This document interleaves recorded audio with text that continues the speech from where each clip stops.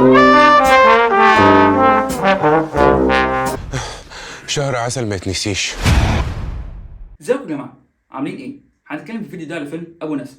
الفيلم بطولة محمد امام وماجد الكدواني وياسمين صبري، ومن تاليف امل وطار، ومن اخراج رامي امام. وفي الفيلم ده محمد امام بيتجوز ياسمين صبري، وبيعرف بعد كده ان ابوها اللي هو ماجد الكدواني زعيم عصابه كبير، وابوها نفسه مش متقبله. ومن هنا بتبدا بقى المفارقات الكوميديه في الفيلم. من الحاجات اللي كانت عجباني في الفيلم ده ان هو الدعايه عليه ما كانش ضخم خالص، كانت دعايه عاديه كفيلم، خصوصا ان هو كان هينزل في العيد في الاول، فكانت دعايه بسيطه يعني. بس كانت هي فكره الدعايه كلها في ان محمد امام غير جسمه خالص وربى كرش وبتاع عشان دور مختلف عليه كده. ودي فعلا اول اجابه في الفيلم، ان فعلا محمد امام عمل دور مختلف عليه، مش تغيير جلد برضو او حاجه يعني، هو يعني نفس الافات بتاعته، نفس طريقه الكوميديا بتاعت محمد امام، بس هنا زود عليها كوميديا الشخصيه نفسها، ان هي شخصيه مختلفه تماما عليه. يعني هو كان في العادي بيطلع شخص كاريزما محترف بيعرف يتخانق يضرب كده، لو هنا يعني طالع كانه شخص فرفور فعلا، وهو عامل الدور حلو، وكان الكوميديا بتاعته حلوه قوي. طب الفيلم بقى نظامه، الفيلم هو فيلم محمد امام بالظبط، خد بقى من ده اللي انت عايزه يعني. هو فيلم محمد امام بمميزاته وبعيوبه، بس في بعض الحاجات المطوره شويه. الاخراج كان حلو، التصوير كان جامد، كان الكادرات اللي متاخده كانت حلوه، الصوره اللي انت شايفها مش حاجه مبهره قوي زي فيلم الشماريخ والكلام ده، بس يعني بالنسبه لفيلم كوميدي حسيت انها ملحوظه. دايما في الافلام الكوميديه بحس ان حته الاخراج زي التصوير الحاجات دي مش اكتر حاجه ملحوظه، فلا انا حسيتها في الفيلم ده، فدي عجبتني.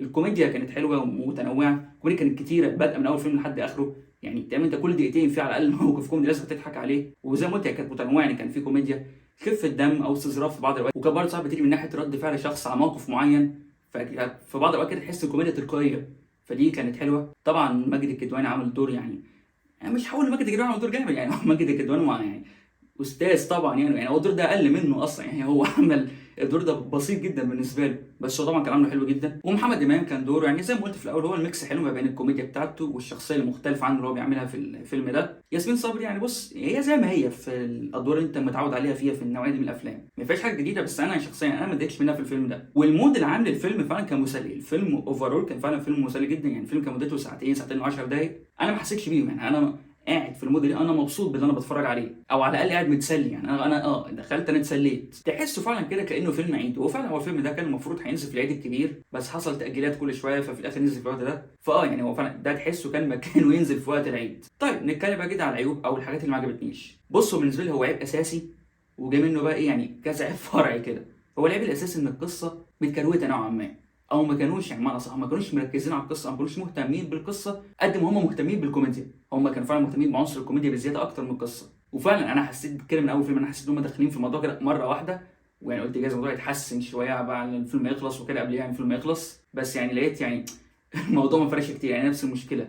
انت ما انتش في حاجه على الشخصيات، ما فيش وقت واخده تعرف على فيه الشخصيات دي بطباعهم هم ايه بالظبط كده يعني. ودي بقى ظاهره يعني من اول فيلم، يعني القصه الاساسيه اصلا يعني محمد امام وياسمين صبري انا مش مقتنع بيهم ككابل اصلا، ومش عشان ما فيش ما بينهم كيمستري، لا هم طلعوا قبل كده في ليله انا وسرور، وكانوا يعني انا كنت مصدق دول كابل ومتجوزين وبتاع، انا هنا مش مصدقهم، يعني انا مش فاهم هو ليه متقبل الوضع ده وعايز يكمل معاها، مش فاهم اصلا هي ليه عايزه واحد زي ده انا دي مش فاهم من اول فيلم لاخره. هم قالوا هي ليه عايزه واحد زي، يعني هم قالوا هي ليه كانت عايزاه وكده، ليه بتحبه والكلام ده، بس عارف هو يعني كانها بتضحك، يعني هو كان حد بيقول لك انا عايز ده عشان كذا، بس كلمه كده بتتقال وخلصت، وما بتشوفش اي حاجه تانية خاصه بالموضوع ده. ويعني بص بقى محمد امام يعتبر هو بطل الفيلم طبعا، يعني لان انت بتشوف كل حاجه من وجهه نظره هو، وبتشوف رد فعله على العالم الجديد اللي هو داخل عليه ده، وده مصدر الكوميديا الاساسي في الفيلم. بس تكنيكلي القصه مش قصته، القصه دي قصه ماجد الكدواني من اول فيلم لاخره، اي حاجه بتحصل، اي حاجه بتتعمل، اي رد فعل، اي حاجه هي نتيجه لحاجه عملها ماجد الكدواني، يعني القصه كلها هو مصدر القصه، هو مصدر الاحداث اللي بتحصل، اي حاجه بتحصل هي متورطه بيه هو. محمد امام تحس هو يعني كانه هو الشخصيه المساعده في الفيلم. والفكره بقى في ايه، يعني عادي ان يبقى الشخص هو اللي كانه يعني ايه اللي داخل جديد، فهو لسه بيشوف اللي بيحصل والكلام ده، اللي هو يعني زي يعني لو هو شخصيه محمد امام، بس هو ما بيعملش اي حاجه طول الفيلم، ولا بيحصل له اي حاجه يرد عليها، حتى مش بقول ان هو يتغير او حاجه، لا يعني هو ما بيحصلش اي فعل هو يرد عليه، مفيش ديناميكيه في الشخصيه من الاخر، يعني تحسه شخصيه مساعده جدا، ما تحسوش اصلا البطل، بس هو البطل عشان زي ما قلت انت بتشوف كل حاجه من وجهه نظره هو، وهو المتصدر الشاشه برضه، بس هي مش قصته، يعني هو ما بيعملش اي حاجه لحد يا دوبك حاجه في النص التاني بتدخلك على التلت الاخير، عشان هي دي خلاص اللي بتنهي الفيلم، او يعني بتوصلك للنهايه بتاعت الفيلم، وفي الاخر يعني خلصت وعدت كده وما رجعولهاش تاني خالص، التركيز فعلا عليه ما كانش موجود اصلا. ده شخصيه محمد امام في الفيلم اللي هي بتقوم بدورها الفنانه هاله فاخر، ظهرت في اول فيلم وبعد كده نسيوها، مفيش اصلا، ما جابوش سيرتها نهائي. وبرده شخصيه ياسمين صبري بتقوم بدور الفنانه وفاء عامر ظهرت كده برده في اول فيلم ونسيوها تاني خالص، يعني مفيش اصلا، ما ظهروش ولا حتى اتعمل لهم منشن بعد كده. ده حتى شخصيه ماجد الكدواني اللي هو انا بقول هو مصدر القصه في الفيلم اصلا، كان في مشهد ليه كده في نص الفيلم، يعني بما انك انه قاعد مع ناس تانية بيقولوا له انت وقتك راح وخلاص حاجه زي كده، هي دي مش حرق ولا حاجه، ويعني هو في معناه بيقول يعني اقعد انت ما تعملش حاجه تانية خلاص. المشهد ده كان المفروض ان هو زي يكون بيوصلك لصراع هيبدا جديد معاه، وبعد كده المشهد ده بيروح وبيختموه بحاجه كوميديه، وبعد كده بيروح خالص ولا كأن المشهد ده ظهر اصلا.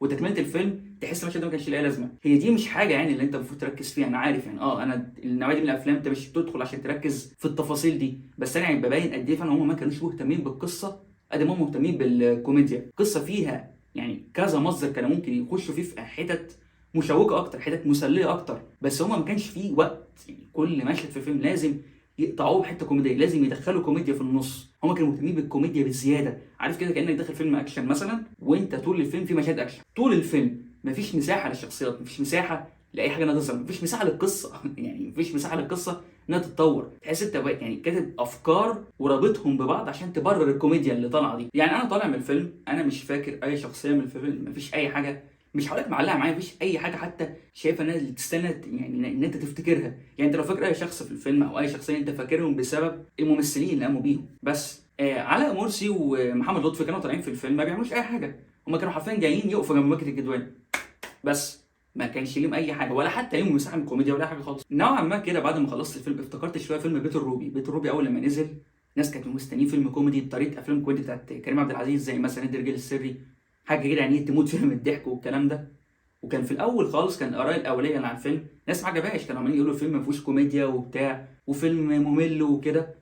انما الفيلم ما كانش كده، هو الفيلم كان عمل قصه، عمل شخصيات، وعمل دراما في الموضوع. عشان كده في الاول خالص في ناس ما عجبهاش الفيلم، وبعد كده الناس كلها انبسطت من الفيلم لما الناس هديت شويه وخلاص، اللي هو ايه خرجوا من دماغهم فكره ان هو فيلم كوميدي وكده. اتفرجوا على الفيلم وفعلا الفيلم كان انجح فيلم السنه دي في الايرادات والتفاصيل دي كلها. يعني الفيلم كان عجب الناس كلها، ما كانش فيلم كوميدي من الدرجه الاولى، يعني ده مثلا مش فيلم تدخل تموت من الضحك منه، بس كان فيلم فيه قصه، فيه شخصيه انت فاكرها، فيه تفاصيل. انا مش بقول ان انت في فيلم ابو ناسب كان لازم يضحوا بالكوميديا عشان خاطر يعملوا قصه او شخصيات، لا. ايمن وطار ورامي امام الاثنين اشتغلوا مع بعض السنه اللي فاتت في فيلم فضل ونعمه، كان برضه فيلم كوميدي وبرضه كان فيه كوميديا تضحك وكل حاجه، بس كان فيه شخصيات حسيت ان انا طالع فاكر الابطال الرئيسيه. يعني انا حسيت كان فيه قصه نوعا ما، حتى لو يعني ايه ما كانش الفيلم العميق ولا حاجه، ما هو في الاخر فيلم كوميدي، بس فاكر التفاصيل، مش كل شويه كوميديا وخلاص. هو في الفيلم ده هم كانوا مركزين على الكوميديا وضحوا بكل حاجه تانية، ما حسيتش ان انا مهتم باي شخصيه وباي حاجه من اللي بتحصل. بس انا قلت انا اتسليت لان انا ضحكت وضحكت بزياده. يعني هم كانوا بيلهوا المشاهد بالضحك ده، في الحته دي هم نجحوا فعلا. يعني ككوميديا انا ممكن جدا اقول الفيلم ده ضحكني اكتر من فضل ونعمه بكتير مثلا، بس يعني هو ضحك فقط. عشان كده انا في اول ريفيو قلت هو فيلم محمد امام بمميزاته وعيوبه، وانا مش بقول كده كحاجه وحشه. يعني انا وانا داخل فيلم لمحمد امام انا عارف ان انا رايح اتفرج عليه فيلم لذيذ، فيلم بكون اخش فيه شويه اكشن شويه كوميديا هضحك شويه وخلاص. انا ما كنتش متوقع حاجه اكتر من كده في الاول، بس يعني بيقول لك بقى الفيلم ده خلاص فيه ايمن وطار المؤلف ورامي امام المخرج، ومحمد امام خسر يعني الفورمه اللي عاملها بجسمه وده وبوظ جسمه عشان خاطر الدور في الفيلم ده، وكمان حط بقى معاهم ماجد الكدواني. العناصر دي كلها تحسسك يعني حتى لو ده برضه هو فيلم محمد امام على الاقل هيكون احسن واحد فيهم. لا هو مش احسن فيلم محمد امام. انا عجبني الفيلم ده اكتر من عمهم واكتر من لسه بغداد، بس بالنسبه لي لا، يعني لا محمد امام عمل احسن من كده. والثلاثيه التانيين دول هم رامي امام وايمن وطار وماجد الكدواني اشتغلوا مع بعض في فضل ونعمه، برضه كان احسن من الفيلم ده. وبالرغم من كل ده على فكره انا بقول فعلا الفيلم عجبني، وبنصح فعلا الناس اللي ما شافتش الفيلم ده يشوفوا لان هو فعلا فيلم مسلي وفيلم يضحك جدا. يعني بالنسبه للافلام الكوميديه اللي نزلت السنه دي على حسب ما انا فاكر يعني ده اكتر فيلم ضحكت فيه السنه دي، ومش انا لوحدي. يعني القاعه اللي انا كنت فيها الناس كلها كان يعني لا ضحك جامد يعني. وزي ما قلت يعني هم كل العيوب اللي انا قلت عليها دي هم عرفوا يلهوا عنها بالضحك كده، ودي في حد ذاتها ذكاء منهم. يعني هم يعرفوا يعني يستغلوا الضحك ده هم يلهوا بيه على عيوب الفيلم، دي في حد ذاتها يعني دي مش حاجه وحشه خالص. وفي الاخر هديه 6.5 من 10 وبس كده. ده كل ما ممكن نقول على الفيلم ابو ناسب. انتوا شفتوا الفيلم ولا لسه؟ لو شفتوه اكتبوا رايكم في الكومنتات، ما شفتوش روحوا شوفوه واكتبوا رايكم في الكومنتات. ولو عجبكم الفيديو ما تنسوش تعملوا لايك وشير وسبسكرايب وشغلوا زر الجرس عشان يجيلكم كل جديد. اشوفكم فيديو جاي ان شاء الله، وسلام.